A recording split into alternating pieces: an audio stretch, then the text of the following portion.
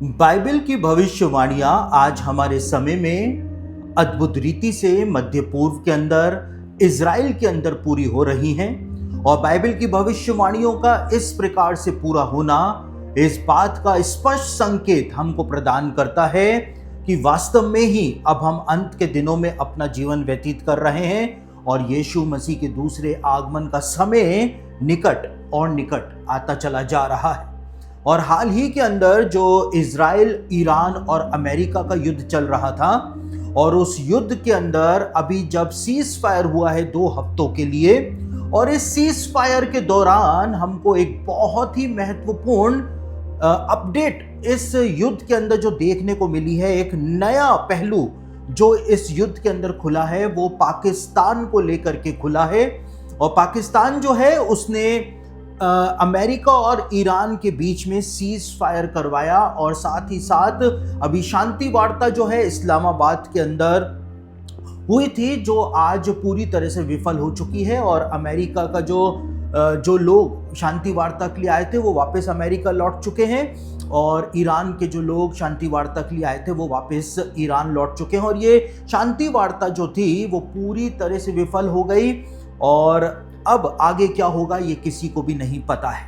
लेकिन इस पूरे सिनेरियो के अंदर हम पाकिस्तान को अब ईरान, इज़राइल और अमेरिका के युद्ध में उभरते हुए देख रहे हैं। और पाकिस्तान का इस युद्ध के स्टेज के ऊपर आना अपने आप के अंदर बहुत ही ज्यादा महत्वपूर्ण है। और महत्वपूर्ण क्यों है? क्योंकि यहेजकेल की पुस्तक के 38वें अध्याय के अंदर जब इस युद्ध के बारे में बताया हुआ है, इस युद्ध की जिसके बारे में यहेजकेल की पुस्तक के 38वें अध्याय के अंदर बताया हुआ है, उस युद्ध की शुरुआत जो है वो अब हो चुकी है। और इज़राइल ने जिस दिन 28 फरवरी को ईरान के ऊपर हमला किया, तब से ही हम यहेजकेल की पुस्तक के 38वें अध्याय के अंदर आ गए हैं। हालांकि अभी ये युद्ध पूरी तरह से अपने प्रोसेस के अंदर नहीं आया है, लेकिन इसकी शुरुआत, इसका आरंभ जो है वो हो चुका है। क्योंकि यहेजकेल ने साफ साफ शब्दों में इस बात को बताया था कि अंत के दिनों में जब यहूदी लोग वापस दुनिया के देशों में से अपने देश इज़राइल के अंदर आकर के बस जाएंगे, वहां पर बहुत ही ज्यादा फ्लरिश हो जाएंगे, बहुत ही ज्यादा वो धनवान हो जाएंगे, उनको नेचुरल रिसोर्सेस वहां पर मिल जाएंगे उसी जमीन के ऊपर, तब कई सारे देश जो हैं वो मिलकर के इज़राइल के ऊपर हमला करेंगे। और उन देशों की सूची में सबसे पहला नाम जो है वो ईरान का, फारस का बताया गया है। और साथ ही साथ वहां पर कई और देशों के नाम बताए गए हैं, और उन देशों के नामों में एक नाम और बताया गया है जिसको यहेजकेल ने कूश कहकर के संबोधित किया है। और आज पाकिस्तान का इस युद्ध के स्टेज के ऊपर आना, एक शांति दूत बनना और इस युद्ध को रुकवाने का क्रेडिट लेना, ये सब कुछ जो हो रहा है ये यहेजकेल की भविष्यवाणी के करीब ही हमको लेकर के जाता चला जा रहा है। क्योंकि कूश जो हुआ करता था बाइबल के जमाने में, उसको हम इथोपिया के नाम से जानते हैं, लेकिन जो वर्ल्ड हिस्ट्री है वो इस बात को बताती है कि कूशी जाति के लोग सिर्फ इथोपिया में नहीं रहा करते थे, लेकिन कूशी जाति के लोग एक और जगह के ऊपर बसे हुए थे जिसको अफगानिस्तान और पाकिस्तान का क्षेत्र आज कहा जाता है। और हेरोडोटस जो था उसने भी अपनी इतिहास की किताब के अंदर इस बात को बताया था कि इथोपियंस जो हैं, कूशी जाति के लोग जो हैं, वो सिर्फ इथोपिया के अंदर नहीं बसे हुए हैं, लेकिन हेरोडोटस ने इस बात को बताया था कि ईस्टर्न इथोपियंस भी पाए जाते हैं इस दुनिया के अंदर। और उसने ईस्टर्न इथोपियंस कहां पर रहते हैं उसने बताया था कि पर्शियन एम्पायर का जो ईस्टर्न पार्ट हुआ करता था वहां पर ईस्टर्न इथोपियंस रहा करते थे। ये हेरोडोटस ने अपनी किताबों के अंदर, इतिहास की किताबों के अंदर बताया है।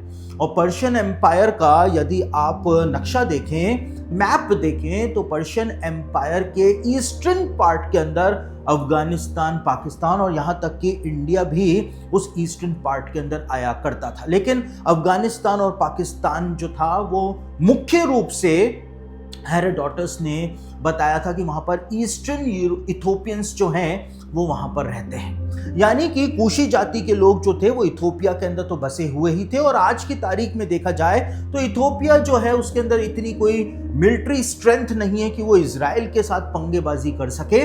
लेकिन आप समझ सकते हैं इस बात को कि पाकिस्तान जो है वो एक न्यूक्लियर पावर है, और पाकिस्तान के साथ इजराइल की तनातनी शुरू हो चुकी है। अभी बीते दिनों ही पाकिस्तान के जो रक्षा मंत्री हैं उन्होंने इजराइल को दुनिया के लिए कैंसर करार दे दिया, और इस बात को कहा कि इजराइल को जिन लोगों ने बनाया है वो लोग जो हैं वो नरक के अंदर जलेंगे। यानी सीधे तौर पर इजराइल के अस्तित्व को उन्होंने नकारा।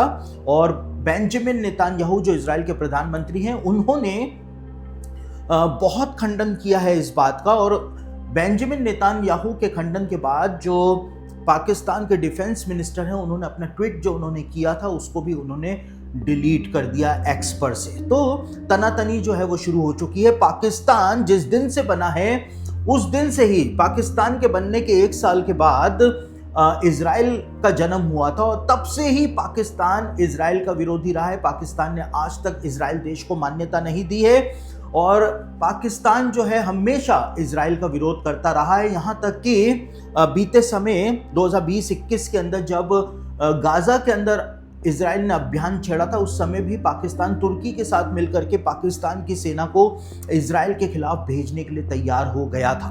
तो हमको यहाँ पर क्या दिखाई देता है कि पाकिस्तान जो कि पिक्चर में ही नहीं था, अब यहेजकेल की भविष्यवाणी जिस तरह से बताती है पाकिस्तान पिक्चर में आता चला जा रहा है। और ना केवल हेरोडोटस के जो ऐतिहासिक लेख हैं वो इस बात को बताते हैं कि अफगानिस्तान, पाकिस्तान और इंडिया के क्षेत्र में कूशी जाति के लोग रहा करते थे।